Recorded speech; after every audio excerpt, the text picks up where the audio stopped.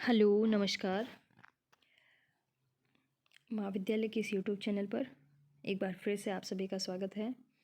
हम last lecture में घटिया वस्तुएं या हीन पदार्थ या इन्फीरियर गुड्स के बारे में चर्चा कर रहे थे। ठीक है, वहाँ हमने देख रहे थे कि आय प्रभाव जो कि नेगेटिव है लेकिन इतना शक्तिशाली नहीं है कि वो सब्स्टिट्यूशन इफेक्ट को क्रॉस कर सके या सब्स्टिट्यूशन इफेक्ट के प्रभाव को ख़त्म कर सके। पर कई बार ये पॉसिबल तो हो सकता है यदि ऐसा हो कि नेगेटिव इनकम इफेक्ट इतना ज़्यादा हो कि वो जो पॉजिटिव सब्स्टिट्यूशन इफेक्ट इसलिए कह रहे हैं कि वो उसकी मात्रा को बढ़ा रहा है। सब्स्टिट्यूशन इफेक्ट से इतना ज़्यादा हो कि वस्तु की कीमत में कमी होने पर उसकी डिमांड में ओवरऑल वो कमी कर दे मांगी गई मात्रा में। तो यहाँ पर क्या होगा, जो मांग का नियम है वो लागू नहीं होता है। तो ऐसी घटिया वस्तुएं जिनकी प्राइस में कमी होने पर उनकी मांग में भी कमी हो जाती है, उनको हम गिफिन वस्तुएं कहते हैं। गिफिन वस्तुएं अब ऐसा क्यों हो जाता है उसको यहाँ पर हम डिटेल में देखेंगे। क्या ऐसी शर्तें हैं जो गिफिन गुड्स के केस में पूरी होनी चाहिए, तब हम उनको गिफिन गुड्स कहेंगे। कुछ निम्न पदार्थ ऐसे भी हो सकते हैं जिनकी दशा में ऋणात्मक आय प्रभाव बहुत बलवान हो, नेगेटिव इनकम इफेक्ट। पिछले इन्फीरियर गुड्स के केस में हमने देखा था, वहाँ पर आय प्रभाव ऋणात्मक तो था लेकिन इतना बलवान नहीं था कि वो प्रतिस्थापन प्रभाव के प्रभाव को ख़त्म कर सके। लेकिन ऐसा केस हो तो सकता है ना, सैद्धांतिक रूप से तो बिल्कुल हो ही सकता है। उसको हम यहाँ डिस्कस करेंगे जिससे उसका परिमाण या उसका जो मैग्नीट्यूड है उसका प्रभाव है प्रतिस्थापन प्रभाव के परिमाण से अधिक हो। ऐसा हो सकता है, मतलब यदि आय प्रभाव प्रतिस्थापन प्रभाव से ज़्यादा प्रभावशाली हो सकता है। ऐसी अवस्था में वस्तु की खरीदी गई और मांगी गई मात्रा उसकी कीमत के गिरने पर घटेगी और कीमत के बढ़ने पर बढ़ेगी। ऐसी वस्तु की दशा में कीमत और मांग में सीधा संबंध होगा। कीमत और मांग में हम बात करेंगे तो सीधा संबंध होगा दोनों में ही। इस तरह से डिमांड कर्व बनेगा। ठीक है, परंतु किसी वस्तु का आय प्रभाव केवल तभी बहुत शक्तिशाली हो सकता है। आय प्रभाव कब शक्तिशाली होगा? यदि उपभोक्ता अपनी आय का बहुत बड़ा भाग उस पर खर्च करता हो, जिससे कि उनकी कीमत गिरने पर उसकी वास्तविक आय में बहुत अधिक वृद्धि हो जाए। आय प्रभाव, अब देखो इन्फीरियर गुड्स के केस में हमने यही बोला था कि व्यक्ति की यदि आय बढ़ रही है तो क्या होगा, धीरे धीरे वो घटिया वस्तु की डिमांड कम कर देगा। तो आय बढ़ने से क्या हुआ और वस्तु की डिमांड कम हो गई। तो यदि आय का बहुत बड़ा भाग उपभोक्ता किसी एक वस्तु पर खर्च कर रहा हो और यदि उसकी इनकम अब क्या हो, उसकी प्राइस में कमी आ जाए, जो पहले मान लो 50 रुपये किलो या 100 रुपये किलो था, अब अचानक से उसकी जो कीमत में कमी आकर वो 20 रुपये किलो हो जाए, तो एक साथ उसकी इनकम में वास्तविक आय में बहुत वृद्धि होगी। या फिर वो उसकी बहुत सारी क्वांटिटी खरीद रहा था, अपनी आय का बहुत बड़ा भाग उस पर खर्च कर रहा था, इसलिए जब उसकी प्राइस में कमी हुई तो उसकी वास्तविक आय बहुत मतलब काफ़ी मात्रा में बढ़ गई, काफ़ी पहले की तुलना में वास्तविक आय काफ़ी अधिक बढ़ गई। इस कारण क्या होगा, उसकी वास्तविक आय इतनी बढ़ गई कि वो अब उस घटिया वस्तुओं की पहले से कम डिमांड करेगा, उसके बजाय वो मार्केट की जो दूसरी अच्छी वस्तुएं हैं उनको कंज्यूम करना चाहेगा। तो ऐसी दशा में क्या होता है, ऐसी दशा में होता है कि यहाँ पर मांग का नियम लागू नहीं होता। वस्तु की कीमत गिरने पर वस्तु की डिमांड और गिर जाती है और वस्तु की कीमत बढ़ने पर वस्तु की डिमांड भी बढ़ जाती है। ऐसी निम्न वस्तुएं जिनकी दशा में उपभोक्ता उनकी कीमत गिरने पर उनके उपभोग को घटा देता है और उनकी कीमत बढ़ने पर उनके उपभोग को बढ़ा देता है, तो को गिफिन गुड्स कहा जाता है। अब इनको गिफिन ही क्यों नाम दिया गया, ये भी एक प्रश्न बनता है। भाई और भी कोई नाम दे सकते थे, गिफिन नाम क्यों दिया? ठीक बात है, ऐसी वस्तु को गिफिन पदार्थ इसलिए कहा जाता है क्योंकि 19वीं शताब्दी के ब्रिटेन के सांख्यिकी स्टैटिस्टिशियन थे सर रॉबर्ट गिफिन ने यह दावा किया कि जब सस्ते प्रकार के खाद्य पदार्थ जैसे कि ब्रेड की कीमत बढ़ गई तो लोगों ने उसका उपभोग घटाने के बजाय बढ़ा दिया। ये ब्रिटेन की बात कर रहे थे। उस टाइम क्या था, अब ब्रेड की कीमत में अचानक बढ़ रही थी। ठीक है, अब कीमतें बढ़ रही थी लेकिन फिर भी लोग उसको ना स्टॉक करके अपने पास रख रहे थे, और या उसको ताकि वो सोच रहे थे कि कहीं इसकी प्राइस और ना बढ़ जाए। तो इस कारण कीमत बढ़ने के साथ साथ ही लोग उसका उपभोग भी बढ़ा रहे थे। ब्रेड की कीमत में वृद्धि ने निर्धन जनता की क्रय शक्ति में इतनी कमी कर दी कि वे मांस व अन्य महंगे खाद्य पदार्थ का उपभोग घटाने पर विवश हो गए। क्योंकि अब उसकी कीमत बढ़ गई, इसलिए वो दूसरे जो खाद्य पदार्थ थे वो नहीं खरीद सकते थे, इसलिए वो क्या कर रहे थे, सिर्फ ब्रेड का ही स्टॉक कर रहे थे। इसलिए लोगों ने इसकी कीमत बढ़ने पर इसका उपभोग घटाने के बजाय बढ़ा दिया। इसी प्रकार जब निम्न कोटि की ब्रेड की कीमत गिरती है तो लोग पहले की अपेक्षा कम मात्रा उसकी खरीदेंगे, क्योंकि यहाँ पर माना कि उस ब्रेड पर ब्रिटेन के जो परिवार थे अपने आय का बहुत बड़ा भाग उस पर खर्च कर रहे थे। तो यदि उसकी कीमत गिरती है तो उनकी वास्तविक आय पर बहुत ज़्यादा प्रभाव पड़ रहा था। एक लोग अपनी आय का बहुत बड़ा भाग व्यय करते थे। इस कारण कीमत में कमी उनकी आय में इतनी अधिक वृद्धि कर देती है कि वे अब उच्च कोटि के और महंगे पदार्थ खरीदने की स्थिति में हो जाते हैं। इसलिए जब जब कीमत में कमी होगी तो वह दूसरी वस्तुएं खरीदेंगे और उस वस्तु की तुलना में क्या करेंगे, उस वस्तु की मांग कम कर देंगे, जिसके परिणाम स्वरूप उनकी ब्रेड के लिए मांग घट जाती है। ब्रेड की कीमत घटने पर उसका उपभोग वे इसलिए घटा देते हैं क्योंकि इस दिशा में ऋणात्मक आय प्रभाव उसके प्रतिस्थापन प्रभाव की अपेक्षा अधिक प्रबल होता है। ठीक है, ये हमने देखा। जब इनकम इफेक्ट बहुत ज़्यादा है सब्स्टिट्यूशन इफेक्ट से, ये कब होगा, जब उपभोक्ता उस वस्तु पर अपनी आय का बहुत बड़ा भाग व्यय कर रहा होगा, तो उसकी प्राइस में थोड़ा सा भी चेंजेस उसकी आय में बहुत बड़ा परिवर्तन ला देगा, जिसके कारण यहाँ पर वस्तु की मांग मात्रा में परिवर्तन है वो वस्तु की कीमत के समानुपाती होगा या उसके समरूप होगा। यदि वो कीमत बढ़ेगी तो मांग बढ़ेगी और कीमत घटने पर मांग भी घटेगी। अब यहाँ पर एक डायग्राम हम ले रहे हैं नीचे, इसमें देखिए ये सेम हमने जो इन्फीरियर गुड्स के केस में देखा था उसमें से थोड़ा सा चेंज है, यहाँ पर ज़्यादा कोई चेंज ही नहीं करना है। ये बहुत ही टेक्निकल और बहुत ही इंटरेस्टिंग टॉपिक लगता है मुझे यदि आप ध्यान से इसको पढ़ो। ये हमने देखा था कमोडिटी एक्स कमोडिटी वाई, वस्तु एक्स और एक्स वस्तु और वाई वस्तु हमने यहाँ पर लिया। ये वही हमारा स्टार्टिंग बजट लाइन, प्राइस कम हुई तो बजट लाइन शिफ्ट हो गई। ठीक है, हमारा स्टार्टिंग इक्विलिब्रियम क्यू पॉइंट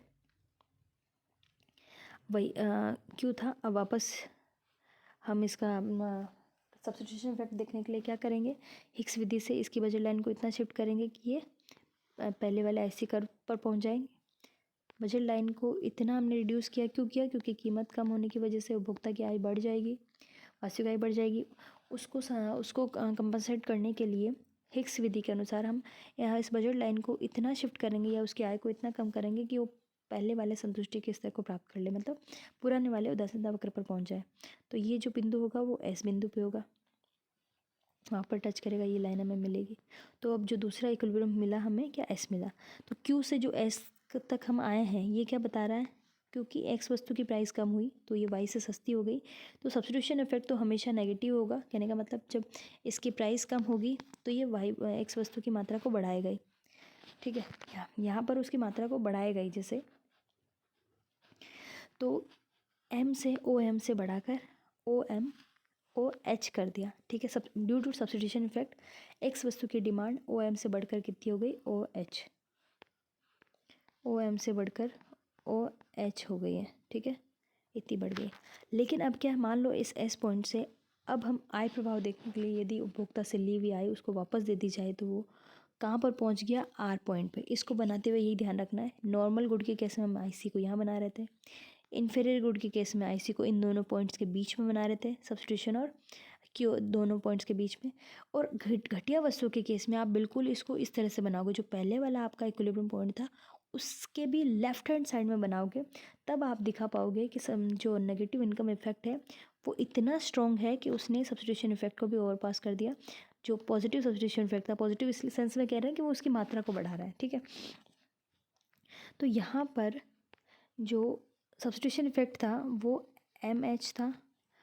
ठीक है, और जो नेगेटिव इनकम इफेक्ट है वो एन एच है, which is greater than two M H.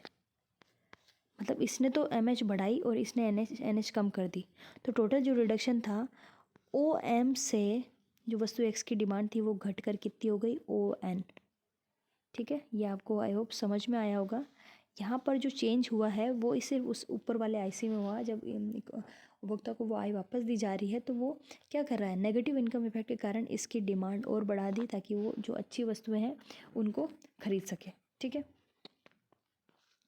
अब देखो घटिया वस्तु के केस में एक गिफन पदार्थ क्या है, वो भी घटिया वस्तु है। सारी घटिया वस्तुएं गिफन पदार्थ नहीं हो सकती, लेकिन सारी गिफन वस्तुएं घटिया वस्तुएं होगी।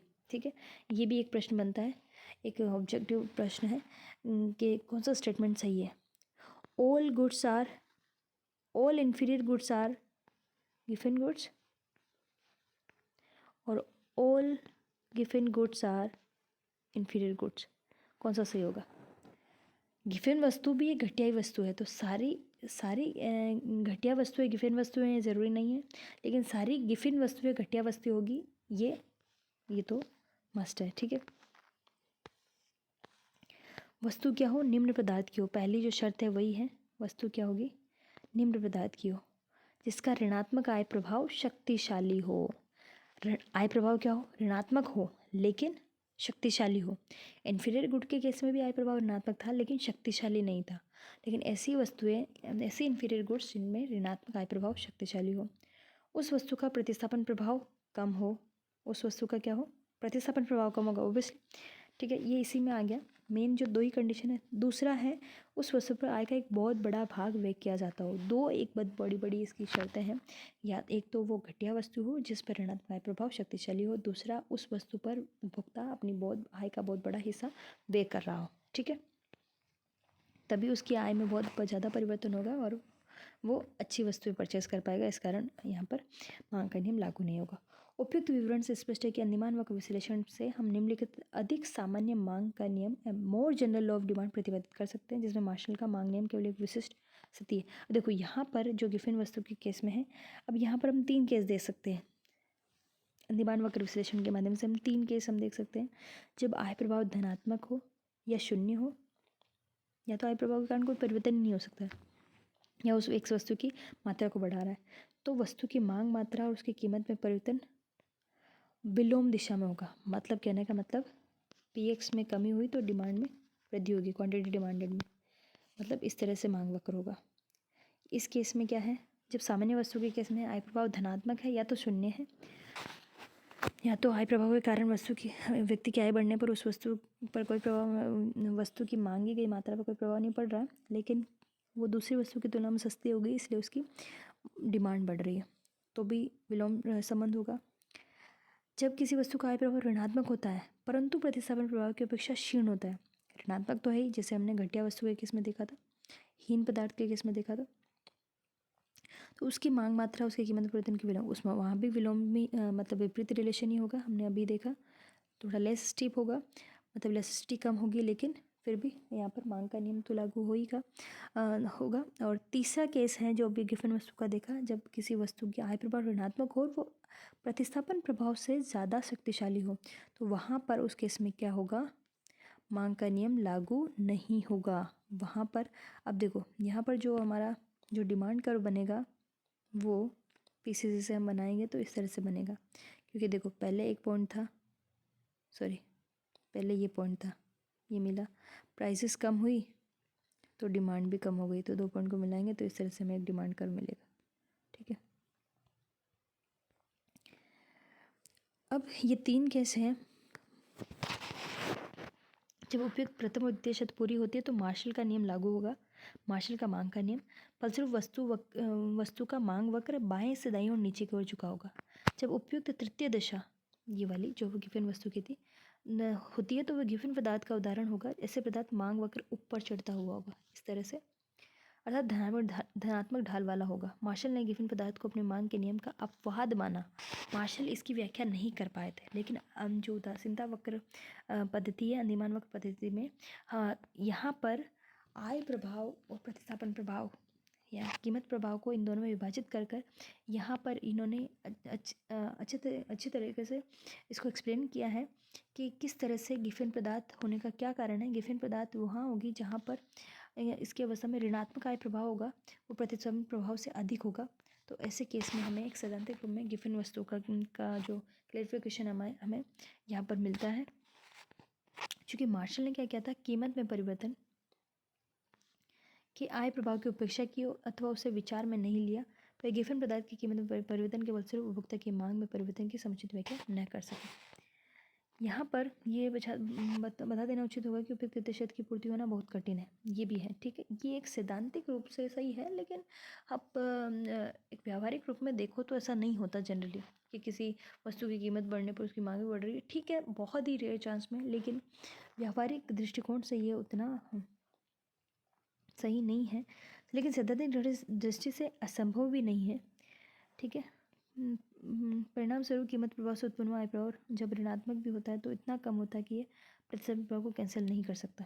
ठीक है, हम मान लेते हैं कि वास्तविक जगत में लोगों का उपभोग बहुत विविध होता है। एक ही वस्तु पर खर्च नहीं कर रहे, एक ही वस्तु पर इतनी अधिक आय खर्च नहीं कर रहे हैं कि जिससे उनका आय प्रभाव बहुत ज़्यादा स्ट्रॉन्ग हो जाए, जिससे वे किसी एक वस्तु पर अपनी आय का बहुत कम भाग व्यय करते हैं। विविधीकरण ढांचा है उनका। हम एक वस्तु का उपयोग नहीं करके बहुत सारी वस्तुओं का उपयोग कर रहे हैं, इसलिए थोड़ी थोड़ी आय सब पे ही खर्च कर रहे हैं। तो किसी एक पर्टिकुलर वस्तु पर इतनी आय का 70-80% खर्च नहीं कर रहे, जिसकी उसकी प्राइस कम होने पर हमारी आय पर बहुत बड़ा प्रभाव पड़ जाए। इस कारण ये मतलब थोड़ा व्यावहारिक रूप से इतना सही नहीं है। द गिवन पदार्थ का होना सैद्धांतिक दृष्टि से तो संभव है, परंतु वास्तव में इसका पाया जाना बहुत कठिन है। ठीक है, तो ये आपका एक गिवन विरोधाभास था, जिसको हमने उदासीनता वक्र विश्लेषण के माध्यम से यहाँ स्पष्ट किया है। ठीक है, ये ये भी एक जो क्रिटिसिज्म था, हमने जो गणनावाचक दृष्टिकोण था उसकी एक कमी में हमने देखा था कि ये गिवन वस्तुओं और इन्फीरियर वस्तुओं की जो है उसका पूरा विश्लेषण नहीं करता, या कीमत प्रभाव को आय प्रभाव प्रतिशत प्रभाव नहीं बांटता। तो यहाँ हमने ये देख सकते हैं कि उदासीनता वक्र विश्लेषण के माध्यम से यहाँ पर गिवन वस्तुओं के केस को भी समझाया हुआ है। ठीक है, तो ये आपका जो टॉपिक था गिवन गुड्स का, ये भी शॉर्ट नोट्स में आपसे पूछ लेते हैं, तो आप इसको भी अच्छे से पढ़ लीजिएगा। और गिवन गुड्स के केस में भी ये जैसे ये डायग्राम हमने बनाया है, यहाँ पर हमने प्राइस रिडक्शन का केस देखा है, तो आप ऐसे ही 4 डायग्राम इसमें बना सकते हैं। गिवन गुड्स के केस में जब PX की प्राइस बढ़ रही है, गिवन गुड्स के केस में जब PX की प्राइस कम हो रही है, जब वाई गुड की प्राइस कम हो रही है और वाई गुड की प्राइस बढ़ रही है, तो ये आपको पूरा क्लियर हो जाएगा। तो ठीक है, ये आपका होमवर्क है, आप इसको करिएगा। और इसी के साथ गुड नाइट।